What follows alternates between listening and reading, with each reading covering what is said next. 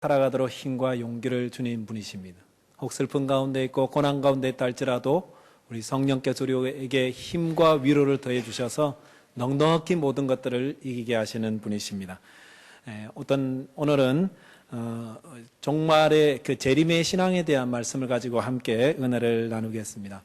어떤 한 친구가 주일 저녁에 친한 친구 부부를 저녁 식사로 초대를 했습니다.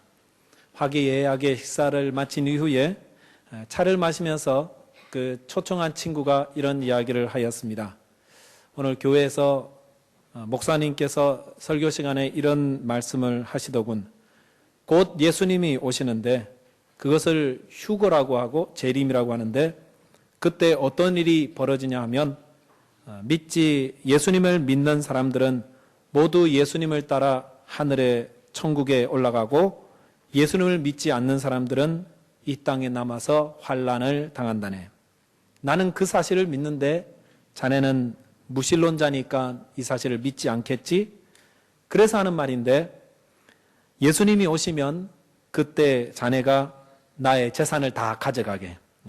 이 집도 가져가고 저 땅도 가져가고 저 텔레비전이나 은행에 있는 예금에 있는 돈까지 내 차까지 전부 다 그냥 다 가져가게. 각서를 써달라고 그러면 지금 각서를 써줄 수 있네. 이러면서 각서까지 써줬습니다. 이 친구 집에 초대를 받아서 갔다가 집에 돌아온 이 부부가 횡재를 한 겁니다. 예. 이거 빨리 예수님이 왔으면 좋겠어요. 그래서 잠이 오지 않는 거예요. 예수님만 오면은 그 친구의 모든 것이 내 것이 된다고 생각하니까 잠을 이룰 수가 없습니다. 그런데 시간이 흐를수록 그 좋던 마음들이 하나씩 물러가고 친구가 그 자기에게 한 점 아쉬움 없이 선뜻 포기하면서 하나님 나라를 선택했다는 거. 하나님 나라가 그렇게 좋은 것인가? 그런 생각이 들고요. 또 한 가지는 예수를 믿지 않으면 이 땅에서 남아서 환난을 당한다는데 라는 그 말들이 조금씩 마음의 믿음으로 믿어졌던 것입니다. 이게 믿음이죠. 그래서 몇 날을 고심하던 이 친구 부부가 드디어 그 친구에게 이렇게 전화를 했습니다. 그리고 이렇게 말했습니다. 이보게 친구, 나에게 자네 전 재산을 주지 말고 예수 믿고 구원받아 천국 가는 방법을 가르쳐 주게.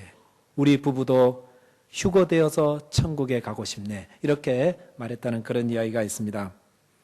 여러분, 기독교 신앙의 가장 강력한 신앙 고백은 바로 십자가에서 부활하신 예수께서 승천하신 이후에 다시 이 땅에 오신다는 그 재림의 신앙 고백입니다. 이 재림의 신앙 고백만 분명하게 우리에게 있고 확신이 있으면은 우리가 가진 재산이나 이 땅의 것들에 대해서 미련 없이 남에게 소유권을 넘길 수가 있습니다. 그렇다고 해서 지금 다 당장 주라는 건 아닙니다. 그러나 여기에 대해서 우리가 미련을 품지 않게 된다는 것입니다. 여러분, 신약 성경에서만 예수님의 재림에 대한 언급이 318번이나 언급되고 있습니다. 그만큼 예수님의 재림은 기독교 신앙에서 대단히 중요한 것입니다. 지난주일에 저희가 사도행전 1장에서 성령이 우리에게 임하실 때의 모습에 대해서 살펴봤습니다. 그런데 그 사도행전 1장 11절에 보시면은 예수님이 승천하시고 나서 승천하실 때 제자들이 구름 사이에 올라가는 예수님을 보고 있을 때 제자들 사이에 천사가 나타나서 이렇게 말하죠. 이르되 갈릴리 사람들아 어찌하여 서서 하늘을 쳐다보느냐? 너희 가운데서 하늘로 올려지신 이 예수는 하늘로 가심을 본 그대로 오시리라 하였느니라 하였습니다. 예수님은 제자들이 본 그대로 다시 내려온다고 그랬습니다. 예수님은 다시 이 땅에 오신다. 이것이 예수님께서 우리에게 또한 하신 말씀입니다. 오늘 본문에 있는 25장 앞에 24장에 보시면은 마태복음 24장 30절에 예수님이 이렇게 말씀하십니다. 그때 인자의 징조가 하늘에서 보이겠고, 인자란 예수님이죠. 예수님이 이 땅에 오시는 징조를, 사인을 모든 사람들이 다 보게 된다고 했습니다. 그때에 땅의 모든 족속들이 통곡하며, 예수님을 알지 못하고 믿지 않고 불순종한 사람들은 예수님이 오시는 걸 보고 통곡하게 된다고 하였습니다. 그들이 인자가 구름을 타고 능력과 큰 영광으로 오는 것을 보리라고 하였습니다. 예수님께서 오실 때 능력과 큰 영광을 가지고 이 땅에 오시는데 그들이 다 본다고 그랬습니다. 동편에서 서편까지 번개가 쫙 치지 않습니까? 하늘을 가로지르면서. 그럴 때 그 성광을 이 땅에 있는 사람들이 다 보게 되는 거죠. 너 봤어? 나는 보고 있는데 안 보이던데. 이런 거 없죠? 다 같이 보는 것처럼 예수 그리스도의 이 땅에 다시 내려오심은 모든 사람에게 나타난다고 그랬습니다.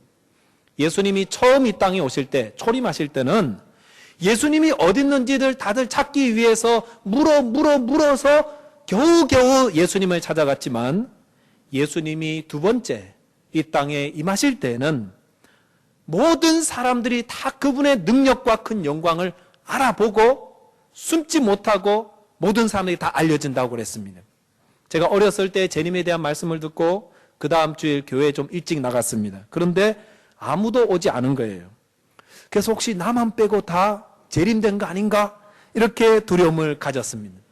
그런데 다행히도 이제 친구가 한 사람 들어오고 선생님이 들어오고, 그런데도 저는 혹시 우리 가운데 누가 빠진 사람이 없는가 살폈는데 다행히 아무도 승천하지 않았습니다.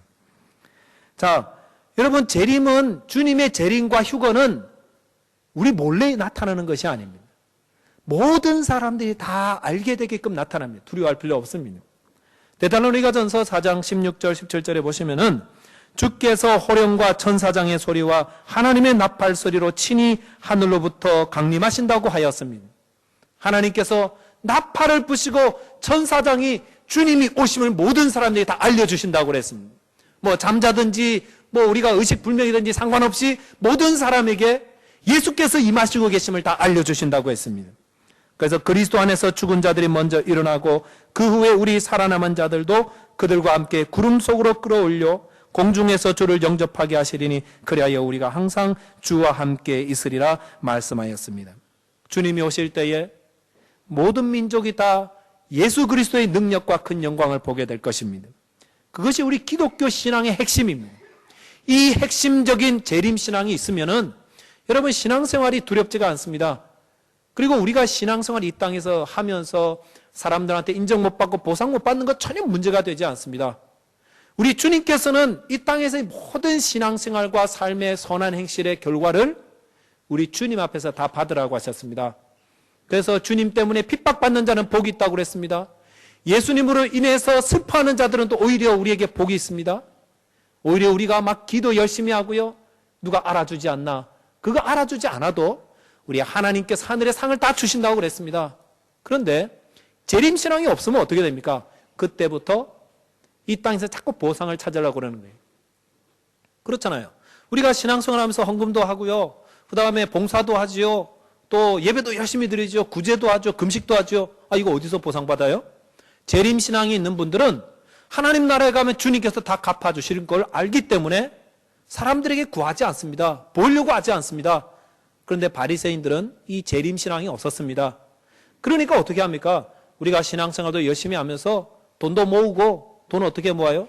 가난한 사람들, 잘 모르는 사람 사기쳐가지고 등쳐가지고 돈 얻고요, 그 다음에 또 어떻게 합니까? 내가 기도 열심히 하니까 기도 잘하는 거 보이기 위해서 사람들 어떻게 보는 사람 없나? 사람들 많으면 그때부터 막 기도하기 시작하고, 그리고 뭐 도와주면 가만히 안 있죠. 왜? 하나님에 대한 신앙이 없고 사람에 대한 기대만 있으니까 내가 이거 도와줬습니다 막 알리고, 사람들이 막 아는 데서만 우리 구제해야 됩니다, 뭐 어려운 사람 도와줘야 됩니다 그러면서도 보이지 않는 곳에서는 자기 주머니에서는 1푼도 나가지 않는, 사람들에게 보이기 위한 신앙이 자꾸 되는 것은 우리 속에